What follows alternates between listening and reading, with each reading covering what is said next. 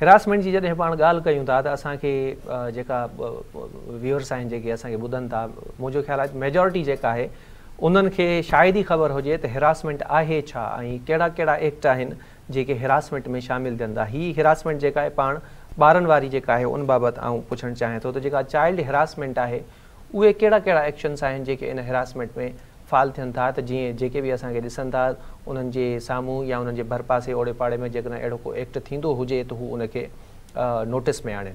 हिरासमेंट, child हिरासमेंट छा आहे? Child हिरासमेंट अहिड़ो मामिलो आहे, मां तमामु पेरेंट्स खे बि चाहियां थी जेका बच्चा ॿारनि स्कूल में या किथे बि आउट गोइंग आहिनि, बिहेवियर चेंजिस उन्हनि में लाज़मी ईंदा।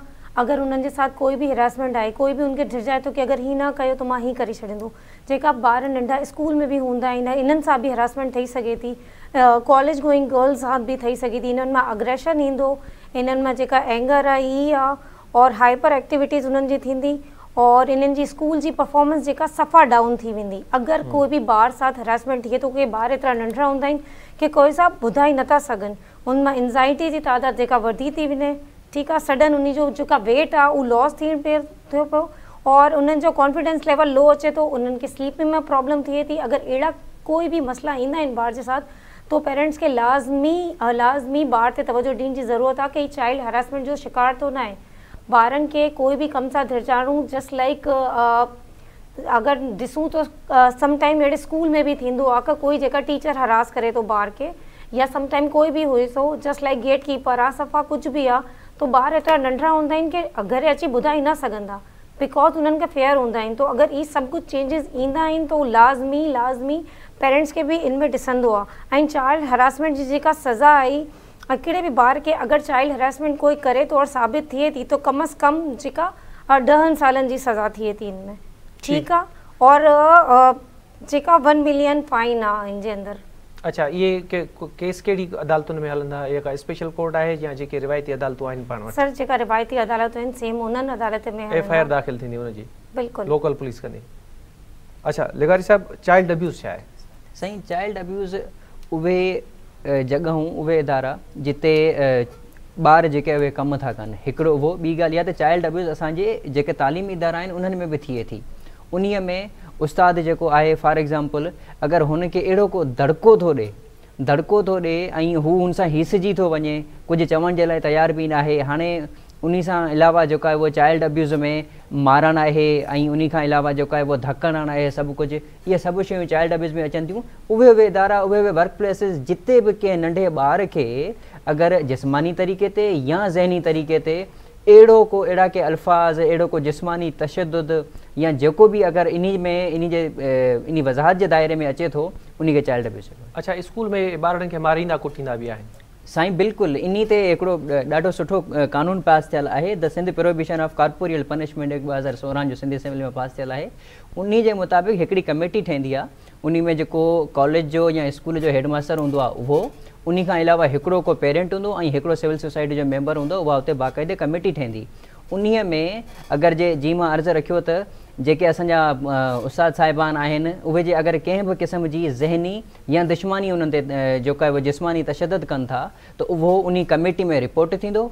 उन खां पोइ बि कमेटी में केस हलंदो। केस हलण खां पोइ जेको आहे उन ते पेनल्टी बि ईंदी। उन पेनल्टी में रुगो मज़म्मत बि आहे ऐं मज़म्मत खां अलावा जेको आहे उहो रिमूवल फ्रॉम सर्विस ऐं डिसमिसल फ्रॉम सर्विस बि आहे। अच्छा, ही त गवर्नमेंट इंस्टीट्यूशन थी आहे न, प्राइवेट सेक्टर जेको आहे साईं सभु इहो जेको एक्ट आहे the Sindh prohibition of corporate punishment 2016 वारो, इहो ॿिन्हिनि ते लागू थिए थो। एजुकेशनल इंस्टीट्यूशन ते बि आहे, इन में वाज़े लिखियल आहे त कंहिं बि क़िस्म जी वर्क प्लेस हुजे त उन ते ई लागू थींदो। अच्छा, हाणे तव्हां माशाल्लाह काफ़ी वक़्त खां वठी प्रैक्टिस कयो पिया था ऐं तव्हांखे अंदाज़ो हूंदो त केस खे या कंहिं बि इल्ज़ाम खे साबित करणु केॾो वॾो मसइलो हूंदो आहे। हाणे ॿारनि सां रिलेटेड जेकॾहिं इशू आहे अब्यूज़ जो, इशू आहे हरासमेंट जो, ऐं उहो मामिलो पाण फ़र्ज़ु करे था वठूं त कमेटी ॾांहुं हलियो थो वञे, त how it will be decided, evidence उन जा कीअं कलेक्ट थींदा ऐं कीअं उहा शइ साबित थींदी? छो जो नंढिड़ो ॿारु आहे, छा ॿार खे बि उन अमल मां गुज़ारिबो आहे जंहिंखे पाण सवली ॿोली में ट्रायल चऊं?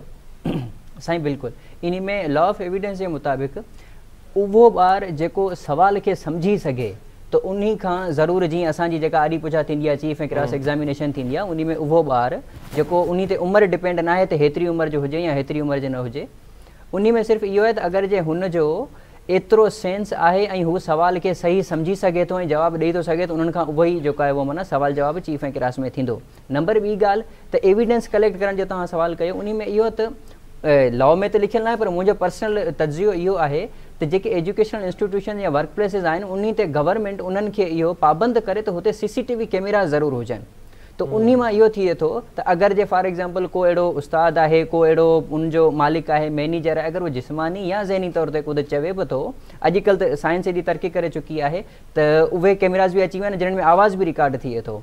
त उहे जेके आहिनि उन्हनि खां जेके एविडेंसिस कलेक्ट करणा आहिनि उहो त हिकु त डिॼंदो, जेको करण खां बि इहो डिॼंदो त मां फॉर एग्ज़ाम्पल को वधीक दड़को ॾेई वेठां या थपड़ हणी वठां त कैमरास लॻा पिया आहिनि, उन खां डप बि इन जे करे बि रोकथाम बि थी सघे थी ऐं एविडेंसिस बि कलेक्ट करण में आसानी थी। अच्छा, इहो त थी वियो तव्हांजो हिकिड़ी पर्सनल सजेशन, ख़बर न आहे त हाणे इहा अॻिते हली शामिलु थींदी या न थींदी, पर जेको असां वटि कानून आहे पार्शली सही, पर उन ते अञा 100% पाण ॾिसूं था त अमल दरामद नथो थिए। परवीन खुरम शेख साहिबा, हाणे जेकॾहिं कंहिं स्कूल में कंहिं ॿार खे उस्ताद 2-3 थपूं हणी विधियूं, हाणे पोइ उहो कीअं साबित थींदो?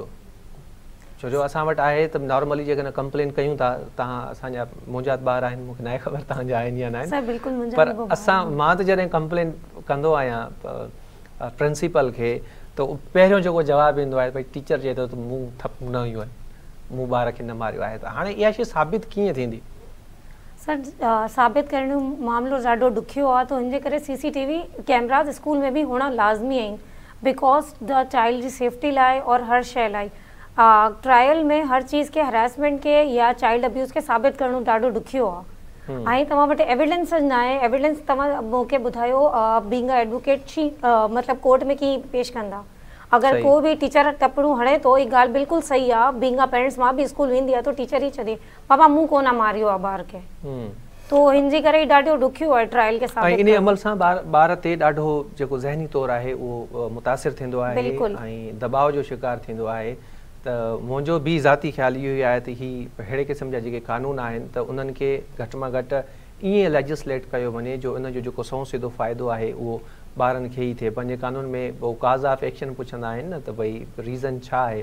त हाणे जेकॾहिं 18-20 सालनि जो या 25 सालनि जो को माण्हू कूड़ ॻाल्हाए त ॻाल्हि सम्झ में अची सघे थी, पर जेकॾहिं अहिड़ो 6 सालनि जो 7 सालनि जो ॿारु कूड़ ॻाल्हाए त इहा जेको अमल आहे इहो सम्झ खां ॿाहिरि हूंदो त भई ॿारु आख़िरकार छो कूड़ ॻाल्हाईंदो त मूंखे उस्ताद थपूं हयूं आहिनि, फलाणे उस्ताद थपूं हयूं, हुते 8-10 उस्ताद आहिनि पर कंहिं हिकिड़े खे ई पॉइंट आउट करे थो। त इन में अञा कुझु जेके सजेशन्स आहिनि या गवर्नमेंट ऑफ सिंध खे ख़ासि तौर ते जेको असांजो कानून वारो खातो आहे उनखे एजुकेशन डिपार्टमेंट सां गॾिजी करे इन मामले ते कमु करणु खपे।